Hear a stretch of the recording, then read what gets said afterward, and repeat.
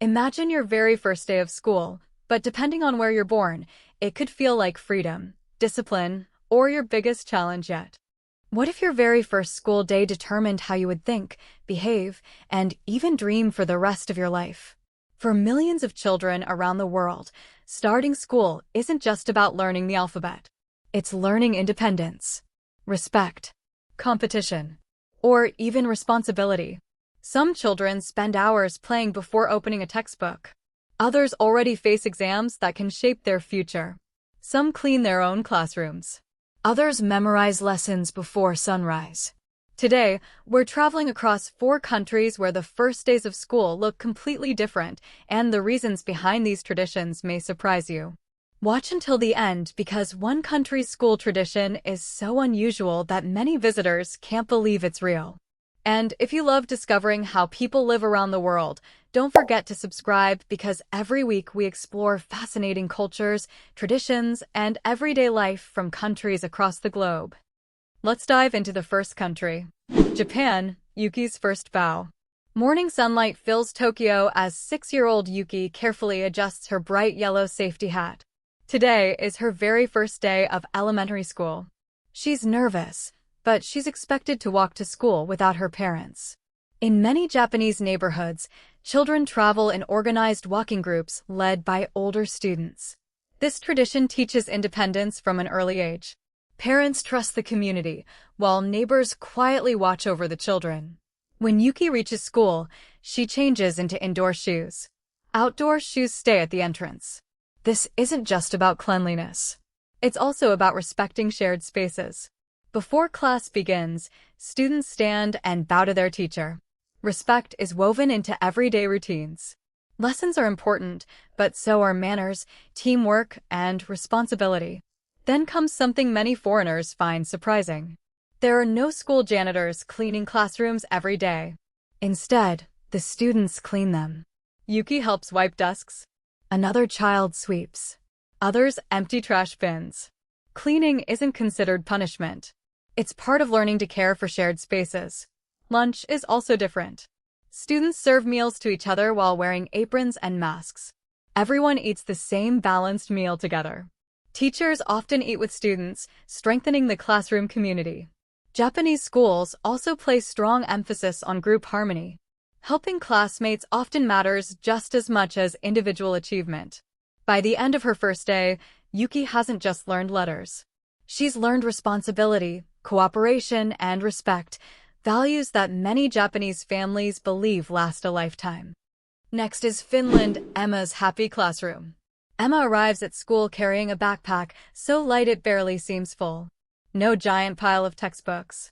No overwhelming homework.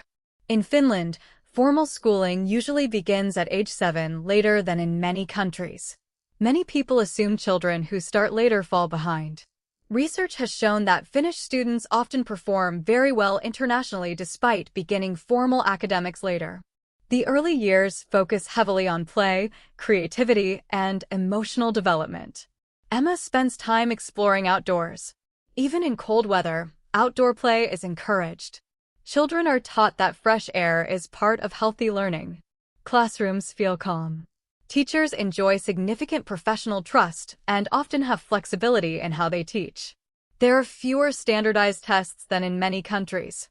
Instead of constant exam pressure, teachers monitor progress throughout the year. Breaks are frequent. Every lesson is usually followed by outdoor or movement time. Experts believe short breaks help children stay focused longer. School lunches are free for every student. This reflects Finland's belief that every child deserves equal opportunities to learn. Emma laughs with friends while building a snow fort during recess. Learning here isn't only about grades. It's about curiosity, confidence, and lifelong learning. By the time Emma heads home, she's excited to come back tomorrow, not because she has to, but because learning feels enjoyable. Now let's travel to South Korea, Minjun's long day. Minjun's alarm rings before sunrise. His school day begins early. But surprisingly, it won't end when school is over. Education holds enormous cultural importance in South Korea. Families often invest heavily in helping children succeed academically. After regular classes, Many students attend private academies called hagwons. Some stay there until late evening. Minjun studies English, then mathematics, then science. Dinner is quick. Homework continues afterward. Competition can be intense, especially as students grow older and prepare for important entrance examinations.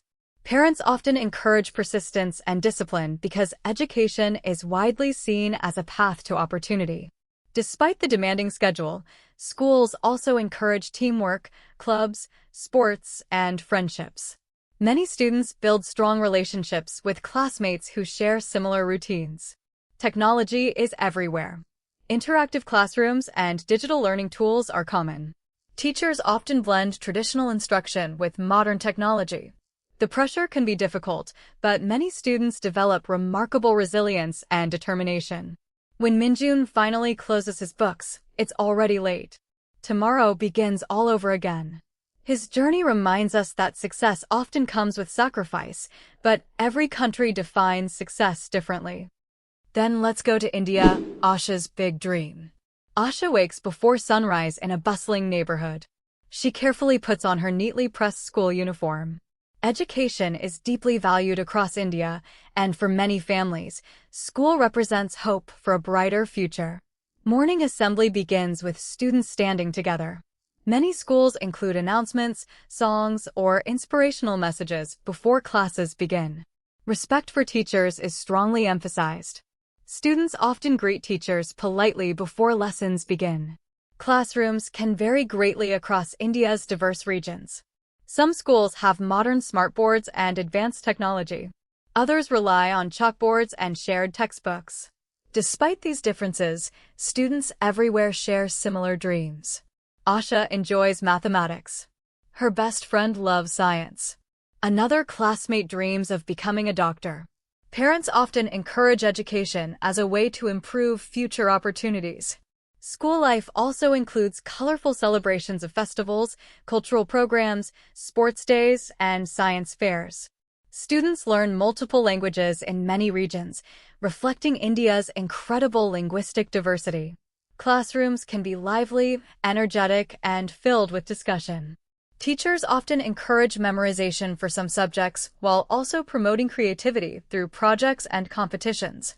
When Asha walks home, she carries more than books. She carries her family's hopes and her own dreams of building a better future. It's amazing how one simple moment, the first day of school, can look completely different depending on where you live. In Japan, children learn responsibility through teamwork. In Finland, curiosity grows through play and trust. In South Korea, determination is built through discipline and long hours. In India, education is often seen as the key to transforming lives. None of these systems are exactly the same. Each reflects the history, culture, and values of its country. So here's the question. Which school would you choose if you had to start over? Would you enjoy Finland's relaxed classrooms? Could you handle South Korea's demanding schedule? Would you like Japan's teamwork and classroom cleaning? Or would India's energetic school culture inspire you? Tell us your answer in the comments. We'd love to hear your experience, especially if you grew up in one of these countries. If you learned something new today, please give this video a like because it helps more people discover fascinating cultures from around the world.